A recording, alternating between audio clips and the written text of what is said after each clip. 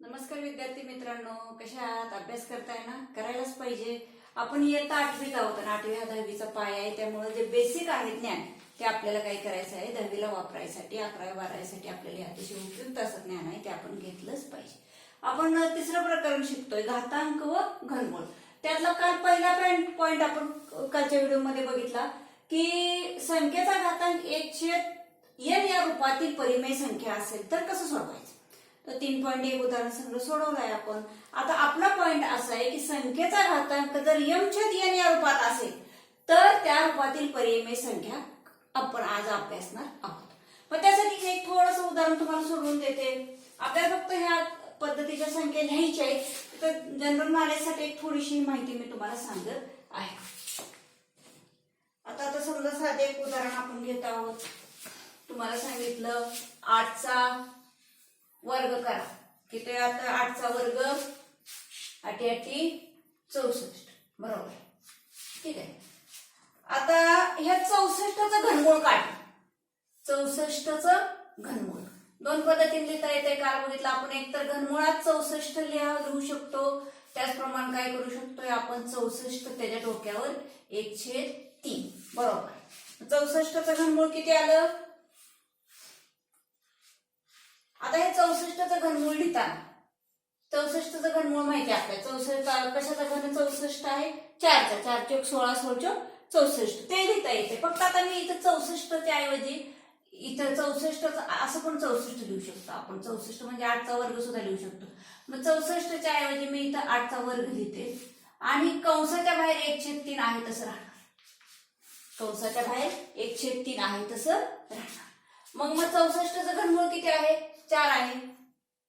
ठीक आहे, त्याला आपण एक नाव देऊया.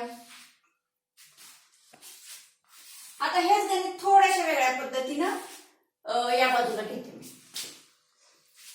आता आधी घनमूळ काढूया. समजा आता पहिल्यांदा 8चं घनमूळ, म्हणजे घनमुळात 8 घेतलं. घनमुळात 8 हे आणखी एका पद्धतीने लिहिता येते. कसं, 8च्या डोक्यावर 1/3. 8चं घनमूळ किती, घनमुळात 8. 8चं घनमूळ 2. हे माहिती आहे आपल्याला. हे उत्तर एक माहिती असं म्हणून देते मी. आता 8चं घनमूळ लिहिलं मी. आता 8च्या घनमुळाचा वर्ग केला. 8च्या घनमुळाचा वर्ग म्हणजे 8च्या डोक्यावर 1/2 त्याचा वर्ग केला. म्हणजे 8चं घनमूळ आहे 2, त्याचा वर्ग बरोबर किती आलं, 4. 8च्या घनमुळाचा वर्ग 4. त्याला नाव देते मी 2. बघा, लक्षात येते का तुमच्या इथं काय केलं मी, 1 आणि 2. 8चा वर्ग केला आणि परत त्याचं घनमूळ काढलं. उत्तर आलं 4. 8चा वर्ग 64, 64चं घनमूळ 8. उत्तर आलं 4. उलट जरी क्रिया केली म्हणजे पहिल्यांदा मी घनमूळ काढलं, 8चं घनमूळ 2 आणि त्या घनमुळाचा त्या 2चा वर्ग 4.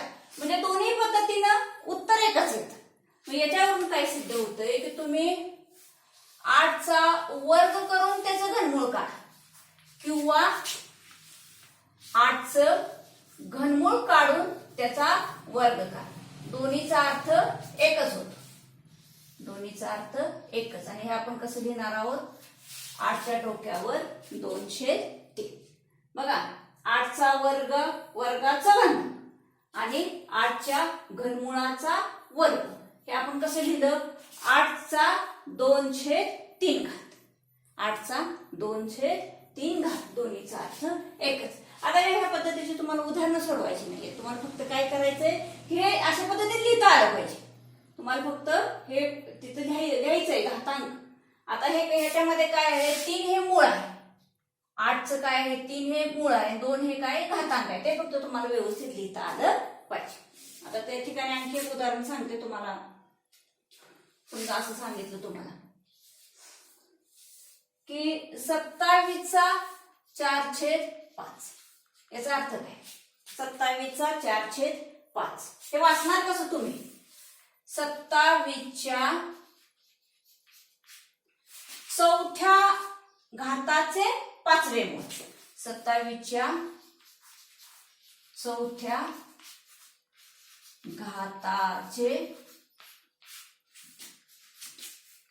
5वे मूळ. बघा तुम्ही दोन्ही पद्धतीने वाचू शकता किंवा आणखी कुठली कशा पद्धतीने वाचू शकता तुम्ही. 27च्या 5व्या मुळाचा चौथा घात.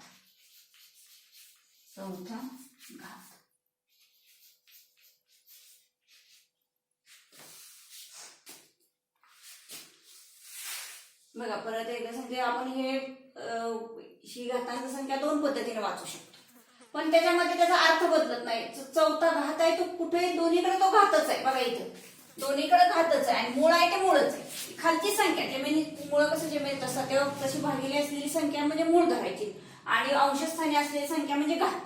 मग तुम्ही कसं आहे वाचा 27च्या चौथ्या घाताचं 5वं मूळ म्हणा किंवा 27च्या 5व्या मुळाचा चौथा घात, दोन्हीचा अर्थ एकच. ते इथं आपण सिद्ध केलंय. बघा आपण इथं वर्ग केलं आणि घनमूळ काढलं तरी उत्तर किती आलं? 4च आलं.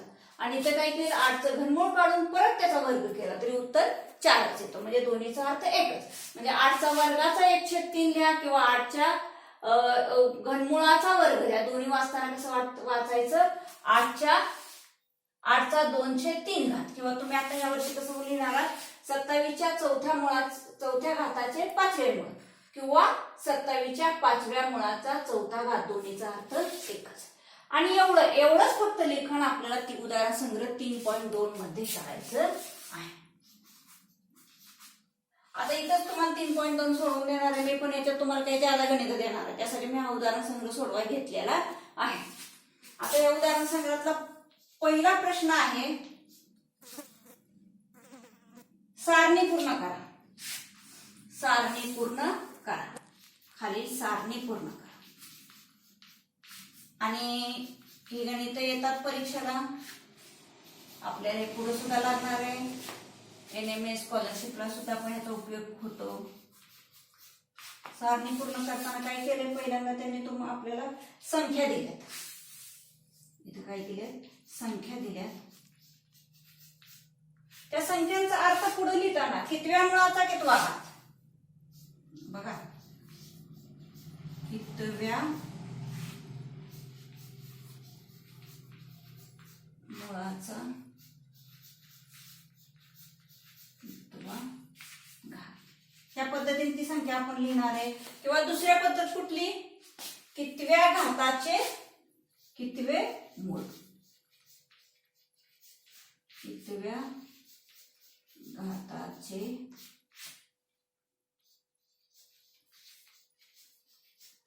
कितवे मूळ. ठीक आहे. अशा पद्धतीचे संख्या दिल्या जाणार आहेत तुम्हाला.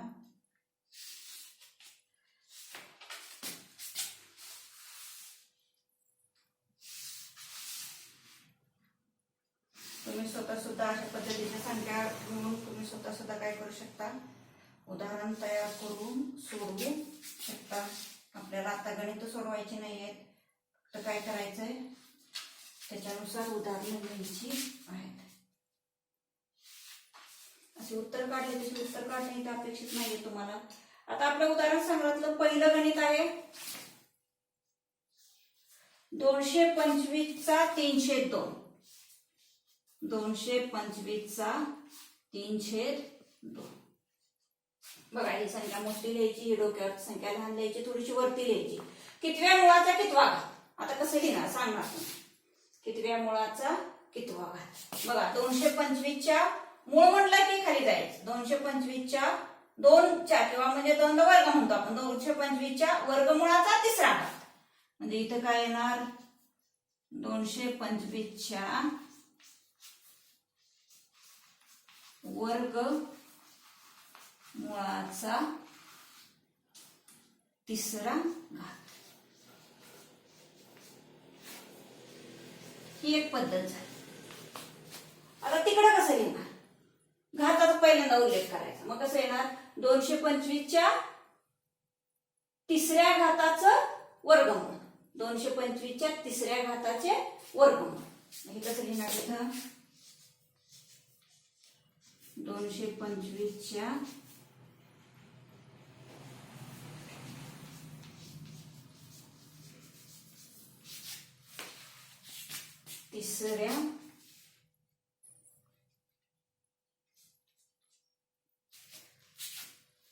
तिसऱ्या घाताचे वर्गमूळ.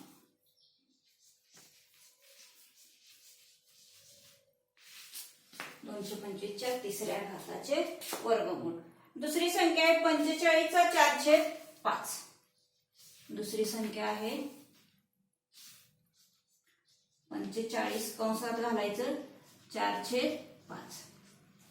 कसं वाचणार आहे? आधी मुळाचा उरलेला आहे, कितव्या मुळाचा म्हणजे 45च्या 5व्या मुळाचा चौथा घात. बरोबर. काय येणार इथं? 45च्या 5व्या मुळाचा चौथा घात.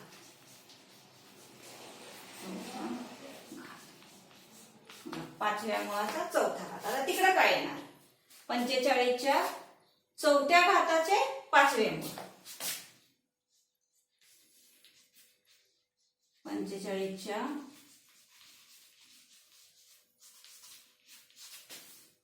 4थ्या घाताचे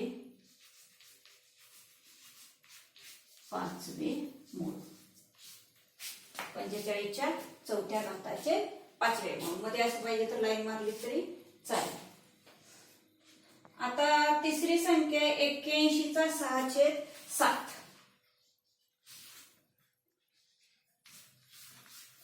81च्या 6/7. चौथा 100चा 4/10. तुम्ही सुद्धा अशा पद्धतीची गणित तयार करू शकता. आणि 5वा 21चा 3/7. 21चा 3/7. आता ही तिन्ही गणित तुम्ही लिहिणार आहात, लिहू शकताय तुम्ही या पद्धतीने. आता ह्यात आणि दुसरा एक प्रश्न आहे, तो लागलीच मी या ठिकाणी घेते. प्रश्न दुसरा, परिमेय घातांक रूपात व्यक्त करा. हा दुसरा प्रश्न आहे. आता हे तुम्ही इथे जे लिहिलं होतं कितव्या मुळाचा कितवा घात, हे आता उलट तुम्हाला लिहायचंय.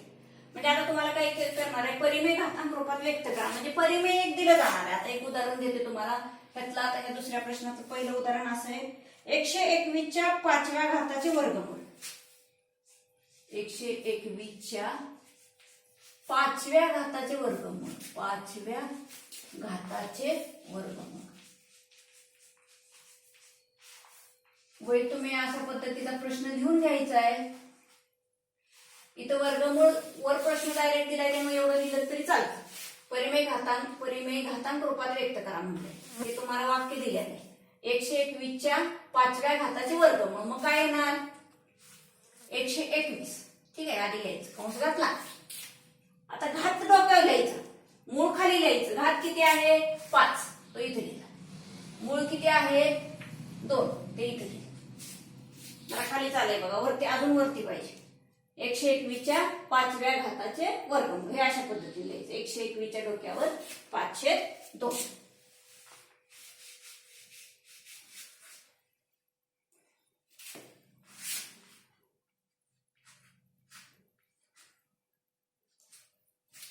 आता यातला दुसरा प्रश्न आहे, 324च्या 4थ्या मुळाचा घन.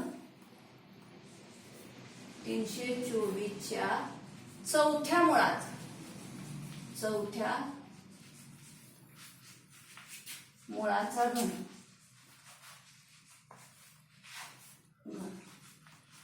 बघा परत एकदा अशी खाली रेष मारायची. दिलेली संख्या आधी लिहिते मी इथं 324, त्याला कंस घालायचं. 4थ्या मुळाचा घनमूल्य. मूळ म्हणला खाली, तर ते नंतर विचार करायचा. आधी उरलेली संख्या कुठली? घन. घन डोक्यावर येणार. घन म्हणजे 3 आणि 4थे मूळ म्हणजे इथं 4. मूळ म्हणजे खाली येणार ती संख्या आणि दुसरी संख्या डोक्यावर येणार. 5व्या घाताचं वर्गमूळ. घात म्हणल्या डोक्यावर, वर्गमूळ म्हणल्या खाली.